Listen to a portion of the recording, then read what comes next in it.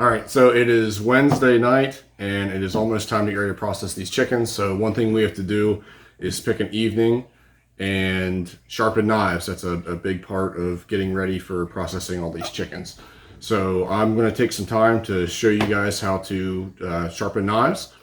And I'm not a professional by any means, but I know enough to get us through. And I thought maybe I could show you guys how to sharpen your own knives with some inexpensive tools. This is a Lansky set here. It runs about $45. And this here's a good beginner set to start learning with. And then if you start getting into fancier knives that have much harder steels, then you can get into one of these diamond kits. So this here will sharpen much harder steels than this one here will. This is just your basic stones. So I'm going to show you guys how to set them up on your knives and get your knife sharp. Okay, this here is another accessory you can have for these Lansky sharpeners. What this does is it attaches your sharpener to the table. You could put this C-clamp around the table. They also make them where they will attach to, they'll have 4 screws to a post if you'd rather have that. Anymore, I just use these. I'll hold them with my hand, but they'll actually fix inside of here. You can attach it to the end of the table and then it'll help hold it for you. So they're kind of nice to have, kind of handy. Just make sure you put something down to protect your table. Otherwise you'll mar your table up and then your wife will be upset with you. Okay, so what's included in the kit is, this is the clamp that actually clamps the knife. They give you some honing oil. And then most of the kits will have 3 stones that come with them. You'll have a coarse stone, a medium, and then a fine. And then you can build upon that kit. They'll give you 2 extra spots. I've also purchased this yellow one, which is a Ultrafine. And then this, which I have broken the end off of, this is a Strop for your final stage for sharpening. I also have a extra coarse stone. Usually the only time you use that is if you have a hard steel that you are profiling for the first time. So whenever you purchase a knife, you're not really going to know what angle is on it the first time you go to use it. So whenever you put your sharpener on it for the very first time, you're going to be cutting a new angle on that. So sometimes you'll need a more aggressive stone to get that angle started. Then once you've sharpened that one once, you won't usually have to use that stone ever again unless you've damaged your knife for some reason. Okay, so the way you start off, we're going to sharpen this regular pocket knife. It is in AUS-8 steel, which is an entry-level steel for inexpensive knives. When I say inexpensive, I mean knives that are actually worth carrying. Some of these cheap Chinese stainless steel, they're not even worth your time. You can pick one of these Ontario knives up for $20 couple dollars. It has a nice little steel to it that'll hold an edge for a while, easy to sharpen, and it's a great one to start with sharpening. Like I say, they take an edge very easily. So that's what we're going to start off with to show you. What you do is, since this one here I've already sharpened several times, I'm not going to use the coarse stone. I'm just going to start off with a medium. And what you do is you take your rods, slide a rod in here. I like to put it on the table. You want your rod and your stone to be on the same plane. And then you'll tighten your little thumb screw here. And if you need to bend it a little bit, if it's not sitting nice and flat, you can bend it a little bit. That's not a problem at all. I like to go ahead and get them all set up. So we're going to start with the medium. Then we're going to move on to this blue fine. And then lastly, we will use this yellow Ultrafine. Okay, our stones are all set up. Next thing we're going to do is put our knife in the clamp. You want to try to get in the habit of spacing the edge of your knife a common distance away from the edge of your clamp. You usually go somewhere around a half of an inch. And you're going to tighten this screw here first. Now these like to kind of kick out. I always try to make sure that they're even on both sides here. Try to make the main portion of your blade here just below the belly, make it parallel to the edge of this. Tighten that down. And then lastly, you'll try to tighten your thumb screw to really leverage that pinch. On here, there's different graduations marked 17, 20, 25, and 30. That's in degrees. The 17 is of course going to be the sharpest angle, and the 30 will be of course the most blunt. What I have found is I sharpen everything at the same angle. I sharpen them all at 25 degrees. If you do it right, you can shave the hair off your arms. I don't see any reason for it to be any sharper than that. And that way you at least get a little bit of edge retention so that you're not constantly having to sharpen your knives. So that's just what I do. You might have a different need and can experiment with those different angles, but I just stick with the 25 myself. So I'm going to start with this medium stone. I'm going to take a little bit of oil, put a dab of oil on the stone.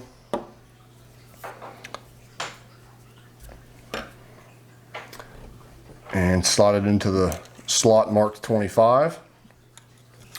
Start at the base, and I'm going to work my way out to the tip. Now I like to sharpen on both the push and the pull stroke. And I'm usually counting how many pushes and pulls I'm making to get to the end.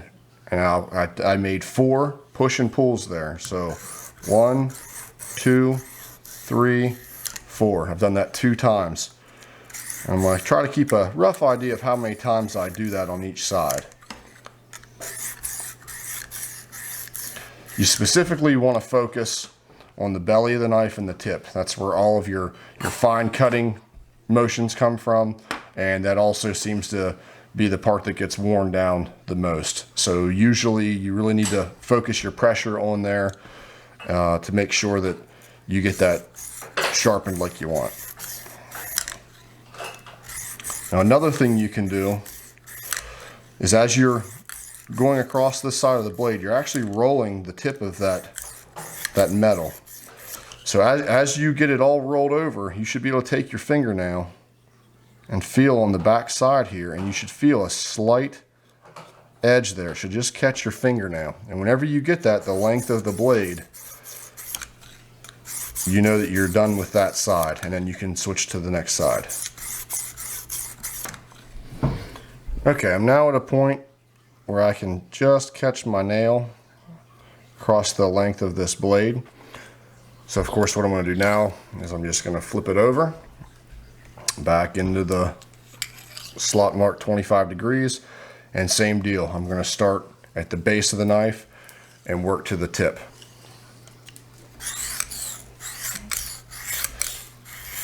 It'll have a different sound as the stone goes across the blade now that that metal is rolled into the stone. So it'll have more of a rough sound as you're going across it. Of course, as you work that edge back over, the sound will change.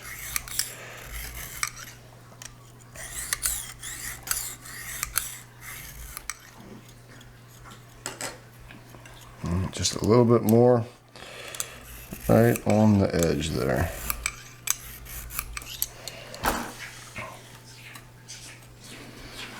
Okay, all right, so we have completed this side here. So we're done with the medium stone. We're going to flip it back over, and we're going to move on to the fine stone. Now what I'm going to do is I'm going to spread a little oil on here, a little paper, and I'm going to try to get some of that metal material out of the stone there. Dylan, you pig. Okay, back into the 25, except now what we're going to do is we're going to start at the tip and work our way to the base. So as we've ground on that, we've created sanding marks this way, Now we're going to run them back over this way here. So start at the tip.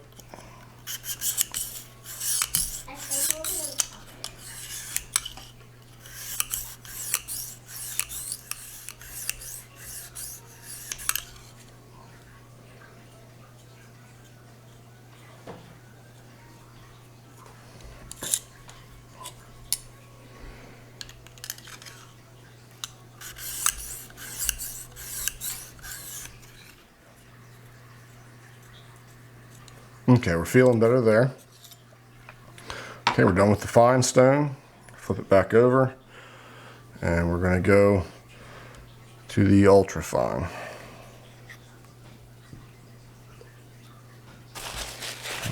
Got a good cleaning.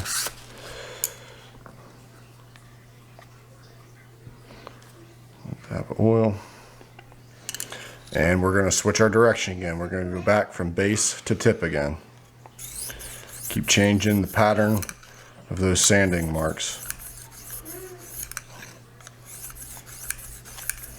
A lot of people will stop after the fine stone. That is completely okay. There's nothing wrong with that at all. A lot of kits, that's like I say, that's all the further they go when you buy this kit.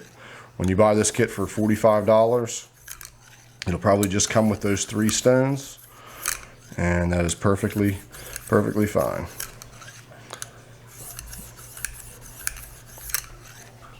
And this one here just takes it up to the next level.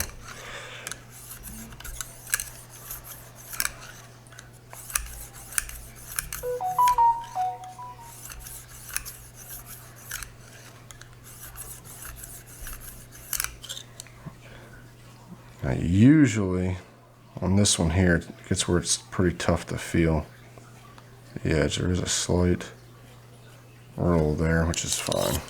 We're going to stop. Flip it, same direction, base to tip.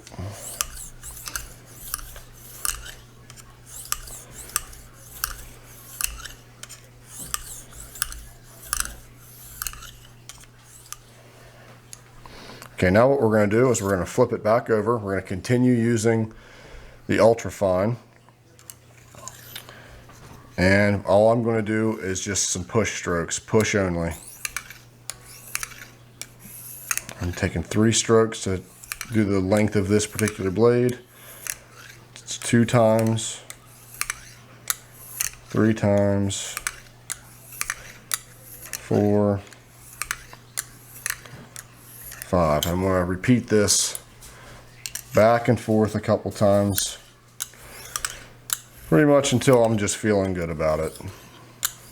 See, there's no rule for how to do this. This is just the way I was taught. So that's how I'm going to show it.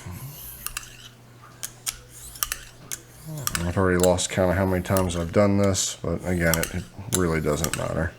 As long as you're close. Go back to the other side. I like to do each side 2 to 3 times with just these push strokes. And you can really feel the edge really smooth out. Very little drag as the stone's going across it.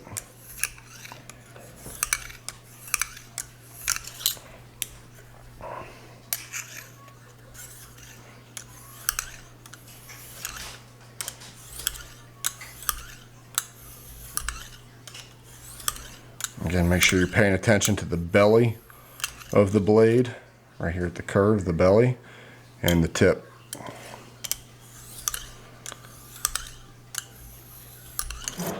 Okay, that should be it for our stonework. Now what we're going to do is take any excess oil off of it, and typically this strop would be hooked to a bar to keep your stropping motion on the same plane. Unfortunately, as you can see, mine broke. I have to replace it, but I still run this over it. Now this, of course, you do not want to do a pushing motion. You're going to cut your leather strop. So this here you do on a pull only. This here strop is just dry. It might do a better job if you have some stropping compound on it. I've never tried that. I've never been really that serious with it, but I'm sure if you wanted the polished mirrored edge, that's what it would take to really make it nice. Most of these knives I'm beaten on, they're in my pocket. This is a knife I carry pretty often. I think I've had this one for about 6 years now.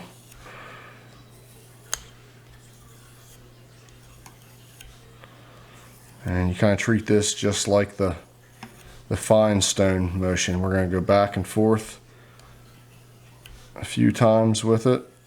Actually, just on the pull stroke. Okay, back to this side.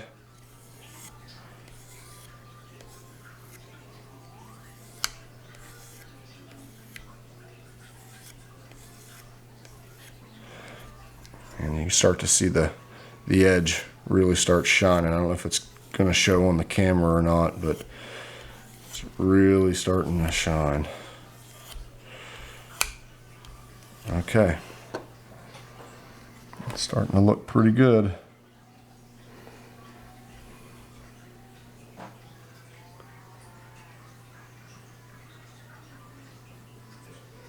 Okay, so we're pretty much done. We're going to loosen this thumb screw.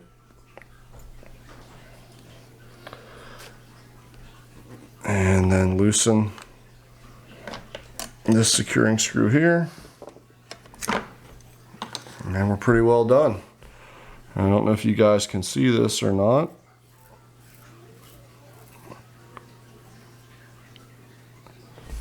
But it is taking the hair right off my arm.